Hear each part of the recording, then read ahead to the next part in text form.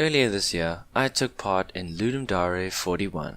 This is a game development competition where you have 48 hours to complete a game made entirely using self-made code and assets. Your game had to be based off a given theme, which was announced early in the morning. The theme was combine two incompatible genres. I started by writing down a bunch of genres and seeing which I could mix. Unfortunately, they were very much compatible. After searching around a bit, I found a table for a game called Game Dev Tycoon. In the game, you adjusted sliders and mixed genres and themes to make the best game possible. The table was of the best genre-theme combinations, so naturally I looked for the worst.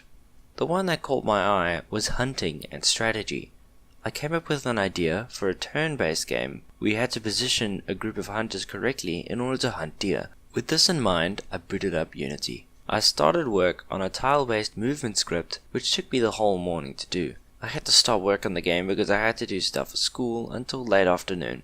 After arriving home, I knew I had a lot to catch up on. I started on shooting mechanics and the deer. With it mostly done, I went to bed.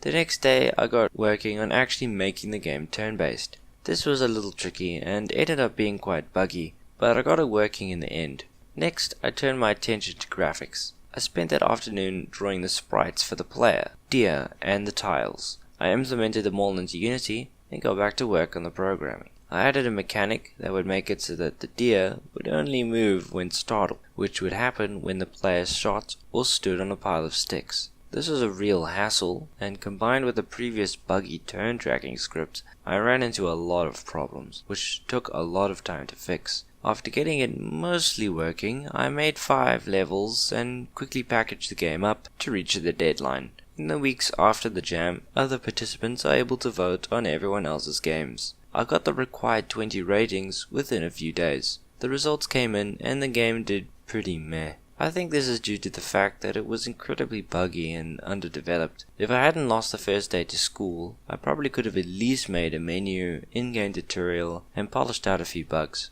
Despite all of this, I was still really proud that I managed to make a game in such a small amount of time. These kinds of competitions aren't about winning, but instead they're about finishing a game, releasing it, and showing the world what you're capable of.